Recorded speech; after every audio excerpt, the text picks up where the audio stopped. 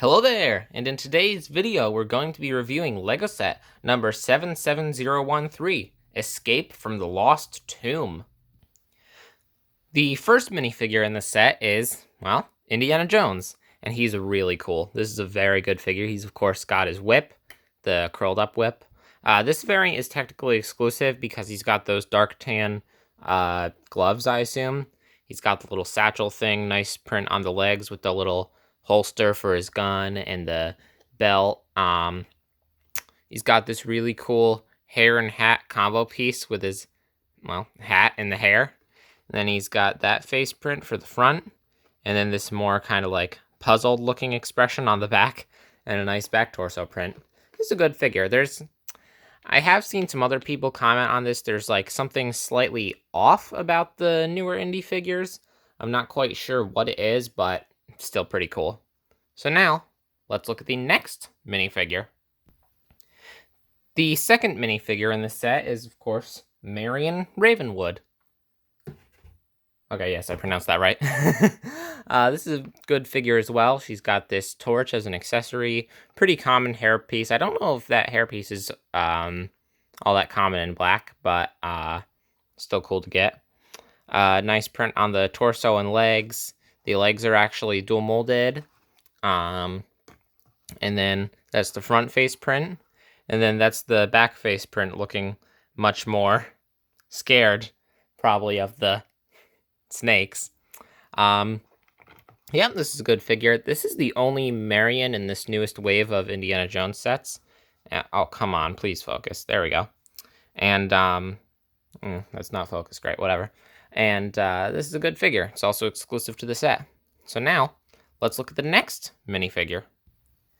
The third minifigure is Salah, and he's a really cool minifigure. I believe this is one of the only instances of a character that I don't believe we ever got in the original Indiana Jones sets from 2008 and 2009. So it's pretty cool to get him. He's got plain tan legs and arms. This headwear piece that I think was from that one minifig from series 15, the clumsy guy. So pretty cool to get. Nice torso print with the like orange belt and the white vest. That's what his he's only got one face. That's what his face print looks like. More orange belt, and then the lines from the vest on the back. This is a good figure that I'm very glad to finally get, since he's one of my favorite characters from the films. And if I'm not mistaken, I believe he's played by the same guy that played Gimli, the dwarf, in Lord of the Rings. So that's cool. I could be wrong about that, but I'm pretty sure. So now, let's look at the fourth and final figure. Last but not least, we have the Mummy. Now, I feel this is a bit of a random figure to add in, but it's still a really cool one nonetheless. He's got plain tan arms and hands, which is actually neat because you don't get tan hands too often. Really cool head print and torso print and leg print, honestly. There's just a lot of really nice printing on the figure. You can see more of the bandages on the back there. It's a little bit more gruesome than some of the other Lego mummies we've gotten, like the Scooby-Doo one or the old CMF one, but I don't know, it's a pretty cool take on like a more realistic mummy minifigure that they didn't need to include in the set, but I'm glad they did because it's pretty cool. But next, we're going to look at the main build of the set. The build of the set is, what else? The Lost Tomb. And this thing is really cool. I have seen some complaints about it, of it being somewhat facade-like, but I don't really care. I think it's really cool. You, of course, have a bunch of snakes. Why is it always snakes on the floor? 3 dark blue ones and 3 dark green ones, as well as this dark green Ninjago Hands of Time snake there, and then another one here. These big, really cool Anubis, I believe that's who this is supposed to be, statues up here, with a sticker there, and then 2 here. And there's these, like, let me take it off to show closer. Those, like, tooth things that I think were introduced with Mixels right there. I'm not quite sure what that's meant to represent. Is it supposed to represent, like, a 6-pack or something? I don't know. But yeah, these are pretty cool statues, and they're on these, like, turntable thingies so they can spin around. There's some little flames on the ground here, 2 of the smaller ones, and then 2 of the slightly bigger ones. this big bright light orange arch is pretty cool. It's been a while since I've watched Raiders, so I forget if this is like supposed to be anything in particular. But there's some really cool stickers on the side with various like, I'm just gonna pick the setup with various hieroglyphics. This one is really cool because you can see what's meant to be R2-D2 and C-3PO there, which I believe was an Easter egg also in the original version of this set from 08. But that's actually a reference to in the film, in the Lost Tomb. If you're watching Raiders of the Lost Ark, if you pay attention when they're in the Lost Tomb, you can see, you can see hieroglyphics of R2-D2 and C-3PO on one of the walls, which is really cool. And then on the other side, there's just some other stuff. I'm sure that probably means something, but I mean, do I look like I could read that? And then we actually have, might as well show the other play feature now. There's another play feature over here where if you take this, you can have a snake come out of the wall, which is pretty cool. And something that actually also happens in the Lost Temple level from the Lego Indiana Jones game. And then we have these two. Come on now. Okay. Let me repair this quick. Might as well show this play feature now. So this other guy can also rotate around, but if you take this thing, you can flip it down, and that also knocks that wall down as well. I'm gonna do it again. So that's pretty neat. And then if we go to the other side, there's not really much on the back. A lot of like the stuff that keeps it together, and then where the snake goes. But there is a cool play feature here with these sand green bits where we're gonna take the mummy and put it here, and then you can pull this out and you can, come on now, you can pull this out and the mummy comes down. So that's pretty neat. Oh, there's a Technic rubber bumper thing there for the thing to fall down. And then also there's this big light bluish gray panel with that cool sticker on there with the like yellow eyes peeking through and the spider webs. And then there's more hieroglyphs on this wall. There's like a skull, and there's these like, I think, okay, I'm just gonna move him. These big like sarcophagus, I think, looking things here. They're stickers on 2x6s behind the arch. And then on this big panel here, if I can fix the set, also on that big panel is two more Easter eggs. This one here, before ignoring the elephant in the room at first, this I believe is from Exoforce. I think that's the emblem for the bad guys. I don't know their name because I don't own a single complete Exoforce set. But were they like the Destroyers or something? I don't remember. But that's pretty cool. And then on this other one, that is the Mask of Water Breathing from Bionicle, the Cow, which is also the mask used by the original Galley figure, which is really cool, and I love stuff like that. There's also these two little eyes peeking through there. So this is just a really cool set. Oh, and of course you can't forget, let me take it off. We got the Lost Ark itself, which is really cool.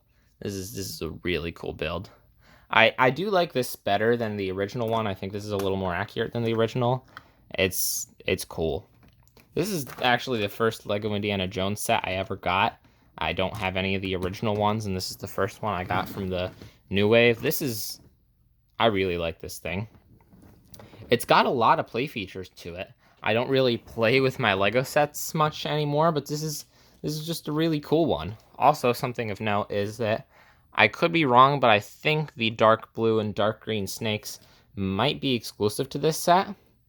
You know, you got like the red and green snakes are the most common, and I think the black ones are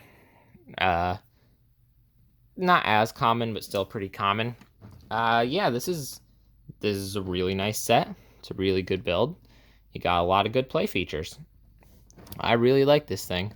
And I like how the wall has all the different texturing with the dark orange and the dark tan and the regular tan, and how you got like these, I think they're called like masonry bricks, regular bricks, slopes to make the holes in the walls. These things that are called like profile bricks or whatever. Yeah, oops. I just knocked the guy's nose off. That's unfortunate. Yeah, this is just a really nice set that I very much enjoy. So, to avoid saying the same thing over and over again, let's now look at the box and the manual. The box is definitely on the bigger side. This is a box size I don't actually really see too often. I love the design of these though. Like, I really love the design. I think it's kind of similar to the original sets, but you got the classic logo. You got a bunch of hieroglyphs and stuff here. The whip, dividing stuff. You got Lego Indy over here, which is really cool. All this information. 600 pieces in a $40 set. That's really good. All the minifigs, that really nice art on the box. And then you can see more of that nice thing on the side, as well as on the top with the actual size comparison. And then you also got a similar thing on the side, and then on the back, it shows a bunch of the play features, Indy and Salah carrying the ark, and Marion getting scared by the mummy. It's really cool. It's really cool looking. And of course, you can see you can put the snakes wherever you want. Yeah, this is just really cool. But now we gotta look at the manual. The manual is huge. It's the newer design, so it's got the render. But, you know, that's what the front looks like. Open up, you got Lego Builder advertisement. Shows what all the bags are. That does look pretty nice of it. Getting more built as it goes along. We got the wind guy back here. And then just the pieces. And no advertisements for the other sets. Because I assume they were probably originally going to have that. But then the Temple of Doom got canceled. Which I really wish it didn't, because that was awesome. And Temple of Doom is probably my favorite in the trilogy. So I'm pretty upset that that got canceled, because the original one is way out of my pay grade. But you know what? This video is not about complaining about the other sets. It's about praising this one. So now, let's give the set a number scale from 1 to 10. Overall, this set is fantastic. Yeah, I'm probably a little biased because this was one of the first Indiana Jones sets. This was the first Indiana Jones set I ever got. But it's just objectively really good. Like, $40, 4 really good exclusive minifigures, a really nice build, lots of snakes, and it's 600 pieces. Yeah, I know there's a lot of people that don't agree with price per piece, but if you are a price per piece person, this is amazing. And if you are a price per piece person, then you know that if this was a Star Wars set, it'd probably be like 70 or 80 bucks. But no, it's 40. And that's incredible. Like, I can't get over how good this set is, in my opinion. It does a great job recreating the scene, too. It's really cool. So because of that, I think I'm going to give this set, I think I'm going to give it a 9 out of 10. Absolutely fantastic. Not 10, but you don't need to be 10.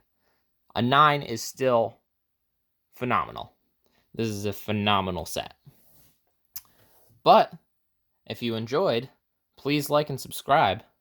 That's about all I have for now. Bye!